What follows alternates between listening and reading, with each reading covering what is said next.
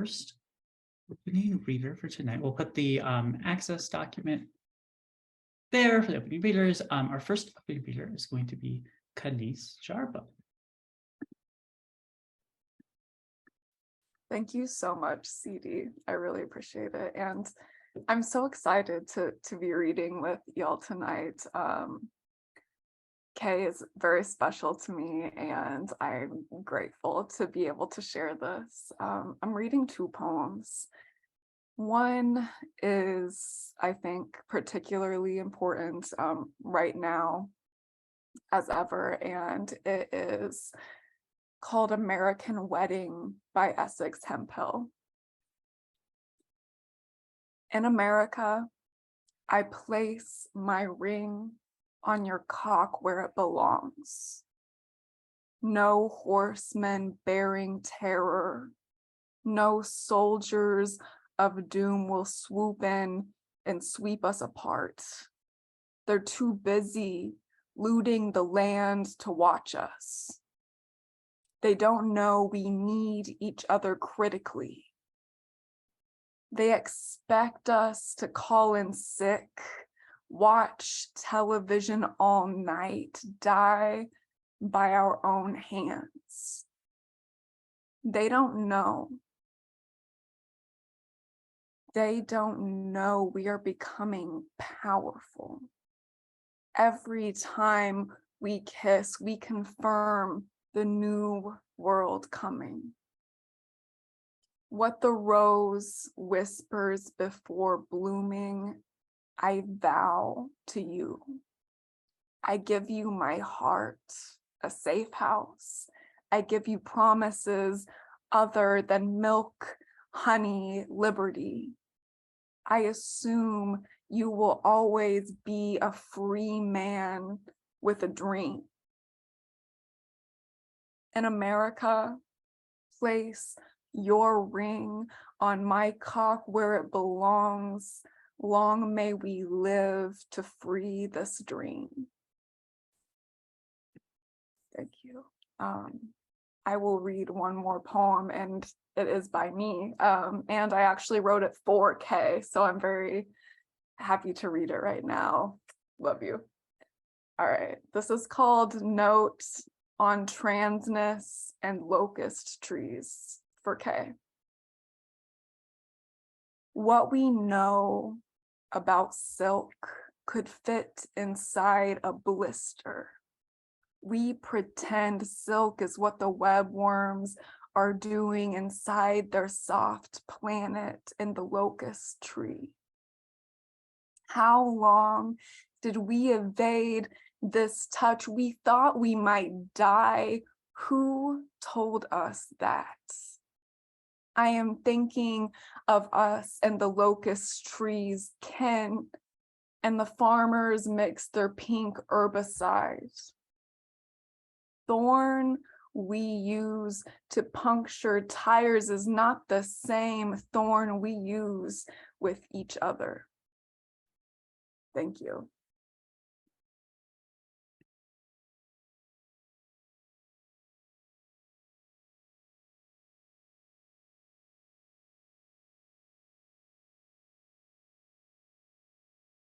How they speak to one another.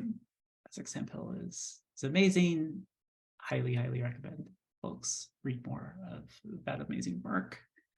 But I love I'm so glad you got to read this poem with Kay. The imagery is just really beautiful. The puncturing is such a specific and powerful image to have towards the end. The puncturing of the thorn just makes my skin feel all kinds of ways. Thank you for reading that poem.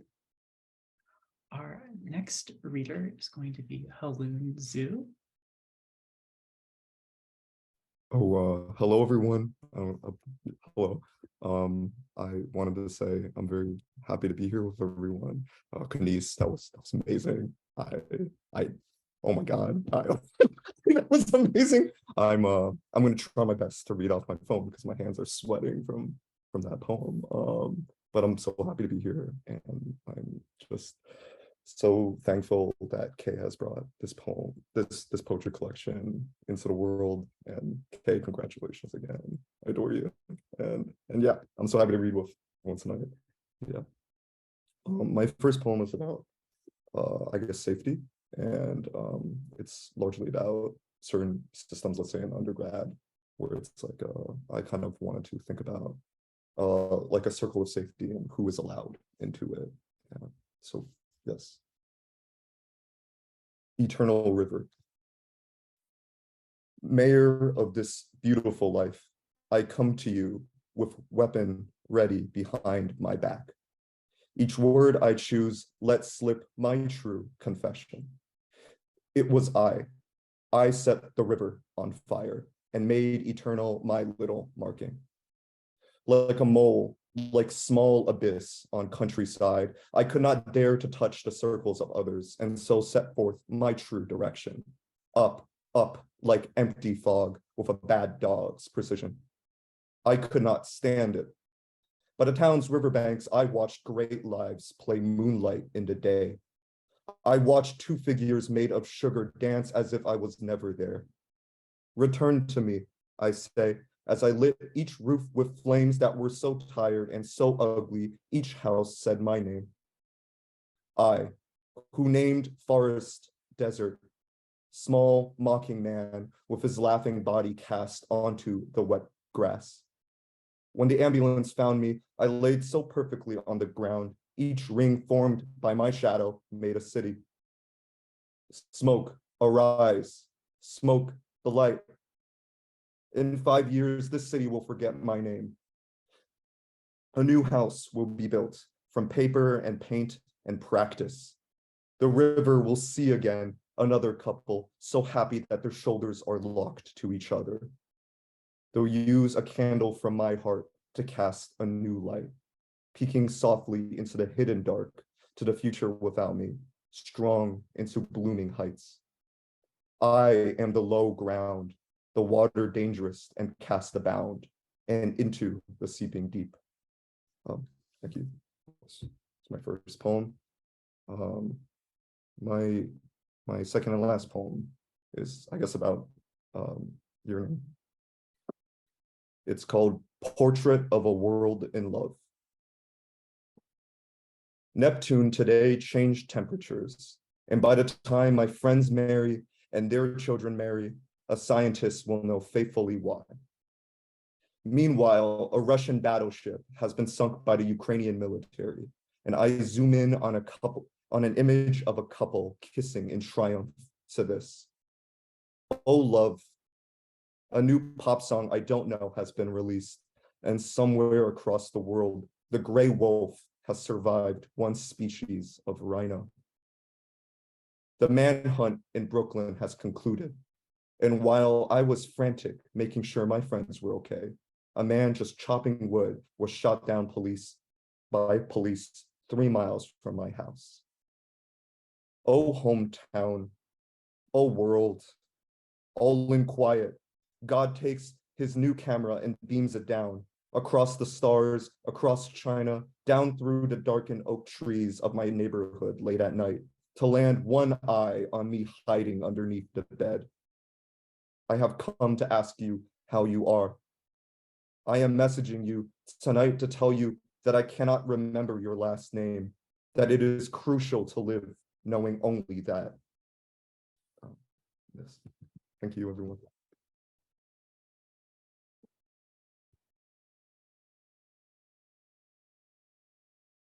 Quickly, just the cinematic quality of it, and then just getting to the I have come to ask you how you are, the period at the end, just all of the finality and definiteness with all of that. Personally, I'm just obsessed with the line that Neptune today changed temperatures. Just anything that, yeah, starting with Neptune is just such a mystical and powerful way of starting the poem. Both of these were so great. Thank you for sharing them. Our next reader is Rita Mukherjee. What's going on? I hope wherever you are, you've had a low stress Sunday. I was like, what day is it?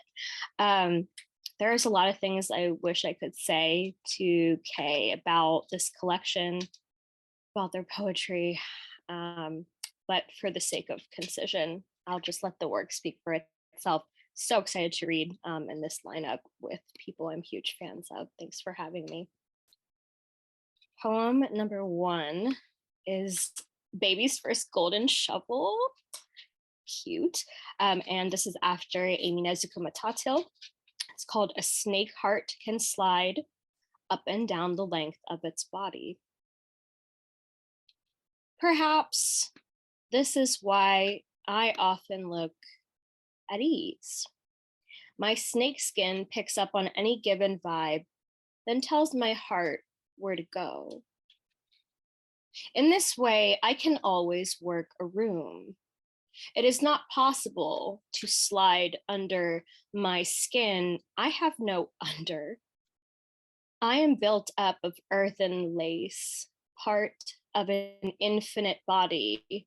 My heart bounces through rings of bone, down my pronged ribs and back up the brief length of me like the top of a carnival game, its bulbs screaming, then gone.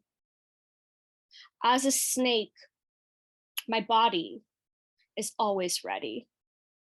It is not possible to stab my heart. That thing is always on the move. Second poem is a historiography poem. I have a forthcoming collection, hopefully, with a lot of our queer ancestors, particularly of the Northeast. And this is one of those. And it's just a reminder to all of us, anybody who's hurting a lot right now, they can't kill us all. So this is Love Song for the First Dyke Bartender. This was 1925. Can you imagine the disappointed faces, so many downturned mustaches before the arch and down McDougal? That's where Eve Adams' tea room used to stand, with its peanut-shelled floor, tidy square tables, tea lights, and the sign that read, "Men permitted, but not welcome." Painted by Eve herself, shoulders square and both elbows carving out her space with a paring knife and really not giving a fuck about anyone's feelings. Eve kept men on their toes, sweating them as she skewered olives. Those men who always stared as if trying to place her. This odd, tall broad who came from Poland as Eva Kochever. But she dreamt of a smoky lounge full of lipstick and gloves and had to make it real. And so she transformed, because all good queers have a proper drag name. And why not Eve Adams, named for those original sinners, that face, those leaves, that cage which held the rib femme mask mixing? That was Eve, shaking things up with ice cubes in a steel mixer, a powerful weapon in its own right, pouring sapphic elixirs and tonics that smelled like anise and cumin. But dear Eve, you didn't stay for long. I wonder if your mouth went dry when the Nazis surged into Paris. What you wished you drank last before they took you, Eve, I wish I was there for last call. I'd order a whiskey ginger and help you wipe down the stools before you locked the doors, Eve. I would ask to walk you home to that 4th floor walk up. Eve, this world was never ready. Even New York couldn't take you.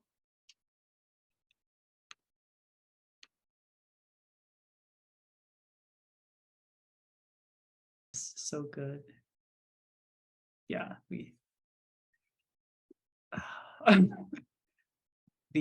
I absolutely love this Golden Shovel. I have, if you haven't read it, World of Wonders is right next to me incidentally, so I'm incredibly excited to see Amy appear at this reading tonight. Um, thank you for reading this second poem also. It's so important. The voice is amazing. I could just talk about it for hours. Thank you for reading with us, Rita. Our last opening reader is Amelie Lakeland. Thanks, CD. Thank you so much for having me. I'm very honored to be here. I'm also very starstruck. So I'll read 2 poems. Listed in the lanyard. Y'all go on. I'm just piecing at the turkey. My Baba would quip to the in-laws as we sat around her table. And humoring her as always, my mother and I laughed, fiddling at the placemats around her table. After the pies and wine, the children gone to bed, we'd pour coffee and watch the Siamese cat curl up in her favorite hand-me-down wing chair. Avoiding current events as the family diplomat around her table, I asked Baba about growing up in Citronelle, waiting for one of her classic yarns of precociousness to unspool, knowing the older her memory, the more she's gilded the lie. Smiling, I wish that around her table I could rewind the handmade clocks my papa fixed and go back to when I didn't have to act and let the name thing go. To be a woman with women.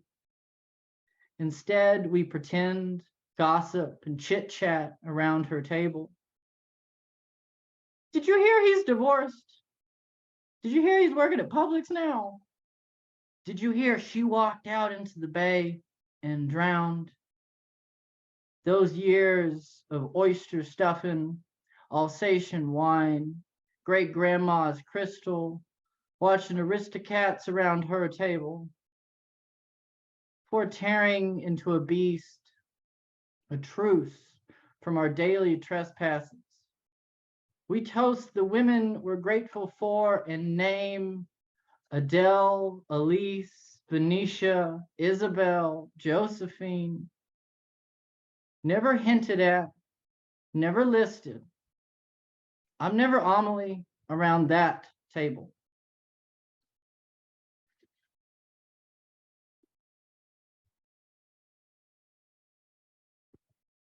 All right, there's one more right here. Boat right.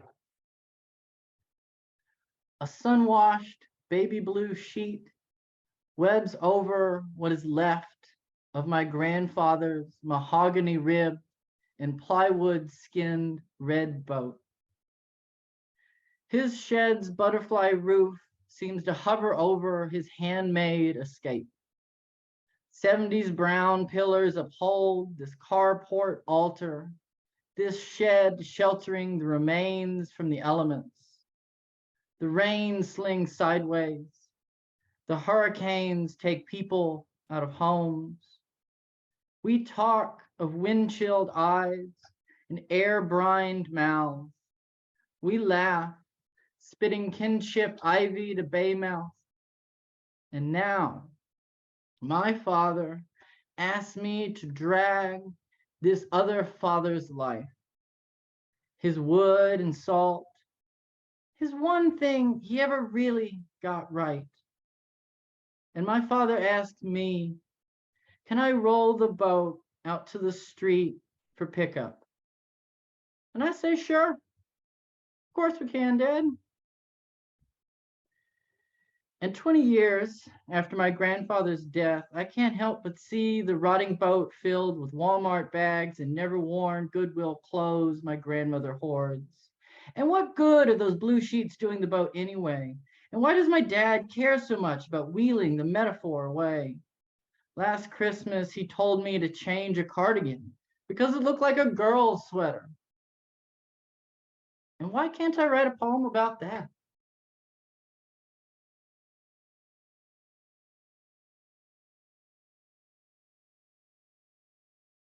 When you read it, Amelie, the form change is wonderful.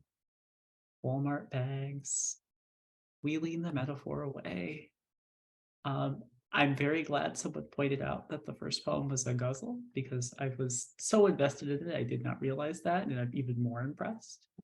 Thank you for reading both of these together, the way that they speak to each other. I'm glad that you're here. Thank you. Thank you so much. I'm going to go ahead and introduce our featured reader for tonight. Thank you all to all of the opening readers for being amazing, amazing people. Our featured poet is Kay Yver. Kay Yver is a non-binary trans poet born in Mississippi. Their book, Short Film Starring My Beloved's Red Bronco, won the 2022 Ballard Spar Prize for Poetry from Milkweed Editions.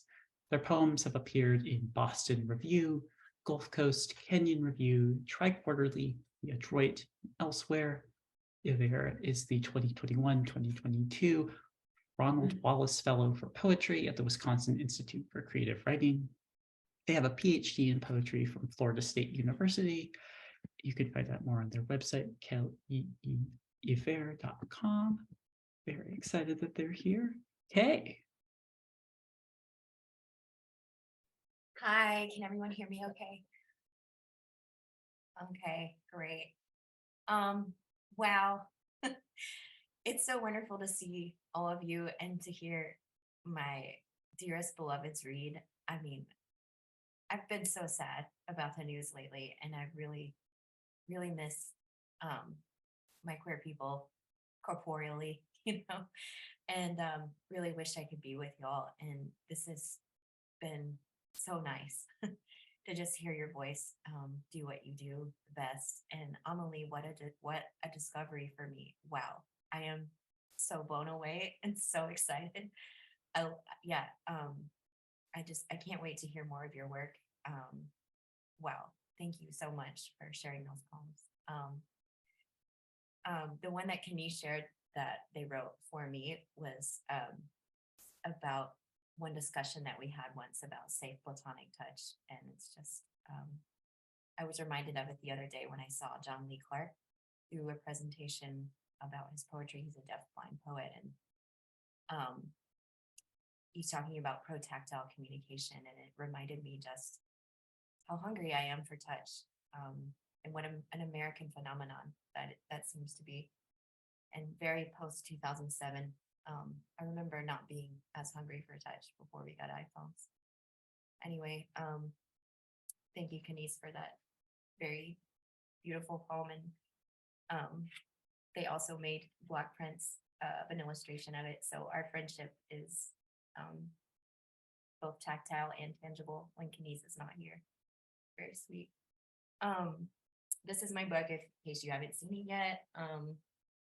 Yeah, the cover is a painting by a trans autistic artist named Pace Taylor, who lives in Portland. I'm just gonna read 6 poems. I wanted to edit it down after I realized everyone else was reading 2 poems. But I turned these in already to Will, our ASL interpreter. So I'll try to go quickly. And I'll start with just, the book has its own epigraph, but this is a different one that I've just been turning to every time I write. It's just an epigraph for everything I've ever written and everything I have been writing recently. It's by David Wojnarowicz. When I put my hands on your body, on your flesh, I feel the history of that body, not just the beginning of its forming in that distant lake, but all the way beyond its ending. I'll start with short film starring my beloved's living body. Open with the 2-lane highway, the ice truck and the ice. Your elbow resting on the driver's side window. Zoom in on the toned forearm, the goldenrod rushing by. Missy, our audience can see you now. Show them the gas station delivery where a drunk lady screams about your good looks because there's no original way to say a man is beautiful, and the lady really did scream. Our audience will believe us, and they won't. They'll say people this lovely are only in films.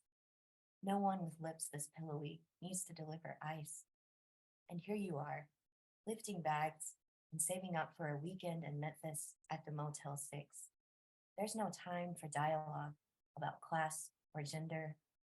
No room to signal that your time with Goldenrod is limited. Your time awake is limited. Look how awake you are, how the facial bones move with perfect alignment under the dermis. Cut to the motel, leaving its light on for your red Bronco. Now the motel's dark interior. Now the bed nearest the window, where you and a just out of high school date can finally make contact after years of parentally imposed silence. I'm sorry. This film can't access your interior. Your date is the only one directing her memory. Your date is me. My memory is the shower scene already zoomed in on your face. Open your eyes again. Look directly at me. Hold the camera's gaze through the falling water as if this were our last frame. Missy, this is our last frame. Body is the only good word for body. I'm afraid of home's hunger for yours, but off camera, the interstate is waiting and my lines are, let's go. I don't often read this one at readings, but the laws that have recently been passed have got me back in this place. So I'm going to read Anti-Elegy. It's a poem in the book that takes shape of an abstract river. A river kind of guts the poem. If you were here, the Mississippi would still run south, would still drop its griefs into the Gulf where our friends would still swim in summer. Water would touch us like water. If you were here, the river that is your body would not move magically, while it emptied from the bladder's headwaters, from tear ducts and pores. Public officials would still turn the fact of your body into arguments. You might have struck the impossible, surgery, a new name, your own boat, and someone beautiful to name it after, someone beautiful and their baby. From one dorm room landline to another, your wish list sounded like a fairy tale, like growing a merman's fin between classes.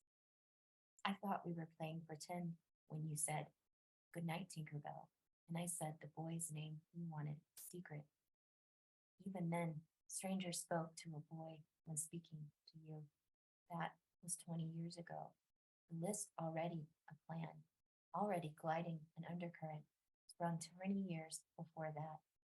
If you were here, still drinking cold tea in a cold diner, men in state capitol conference rooms, hours down the highway, would still draft bathroom walls for adults. Your mother would still sneak taffeta and silk in your closet of fatigues and say she loved you. I wouldn't imagine your capillaries reassembling.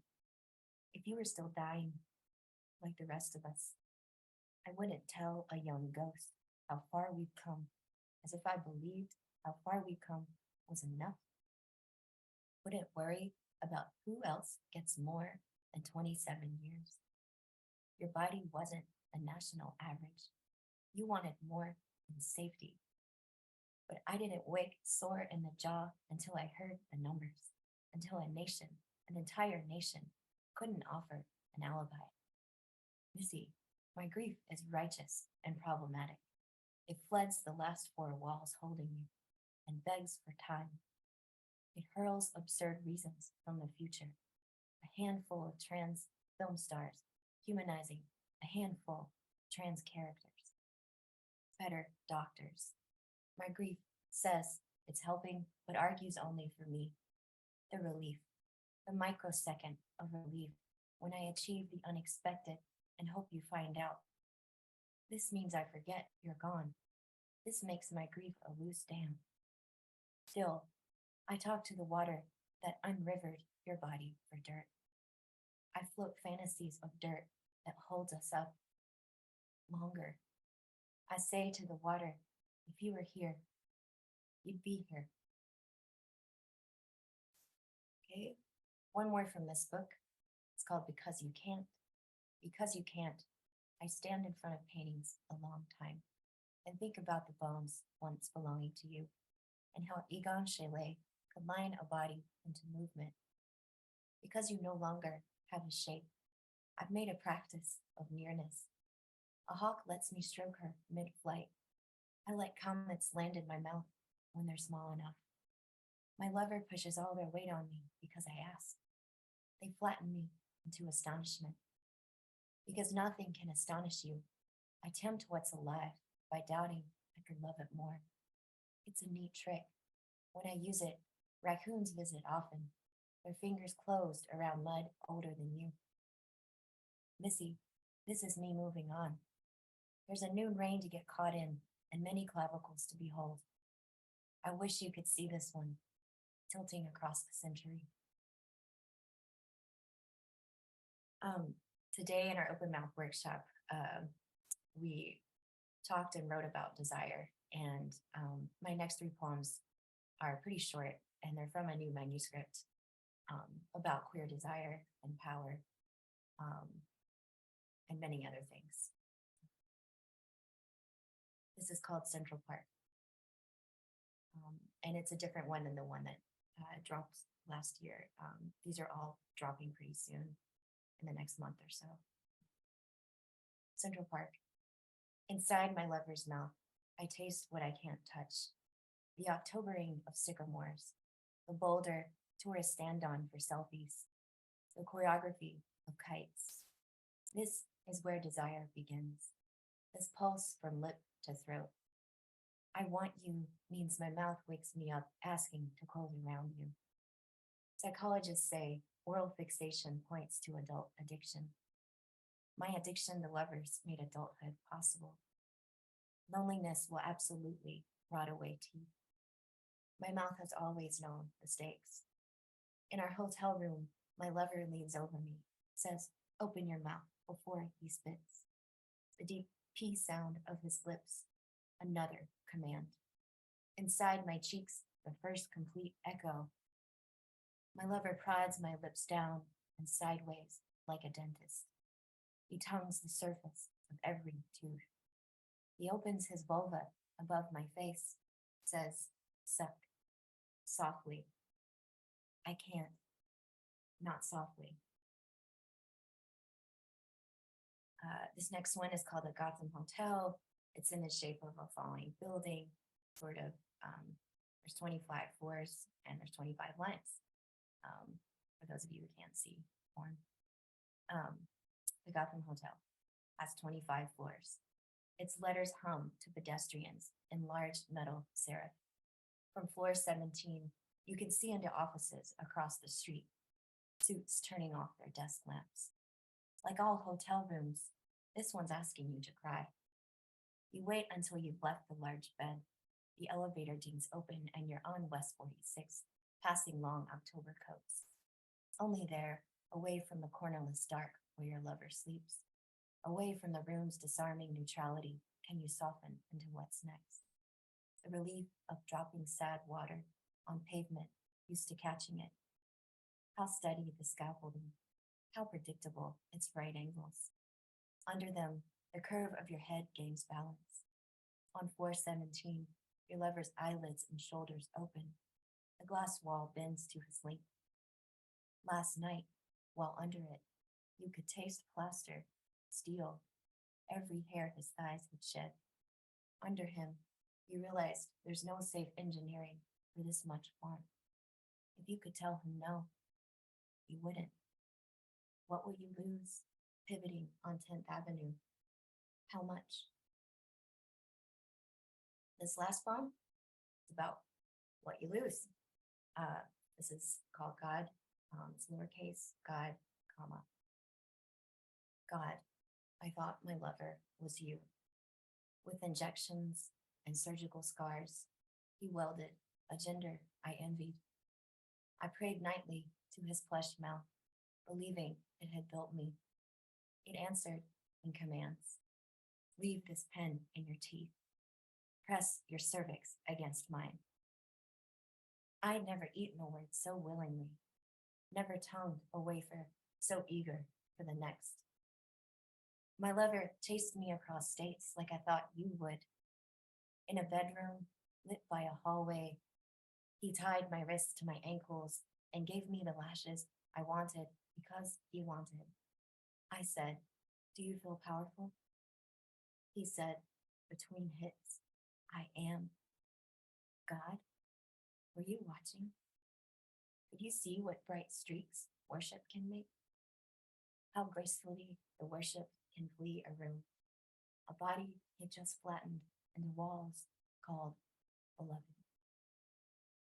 I haven't touched myself since. What a miracle, this wait. I waited for you exactly this way.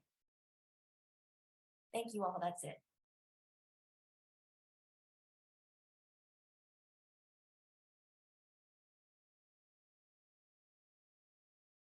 To hear these all together, Kay. I appreciate you reading poems from the book, poems from the new book. Feels very in line with what we were talking about earlier at the workshop, the contrasts, desire, ecstasy, elegy together. So seeing that in practice within a body of work is always really masterful. I appreciate that so much. These are just so important and so meaningful, especially now. So I appreciate you sharing them with us. People said this in the chat too, like welded a gender. It's just, yeah, I love that line so much.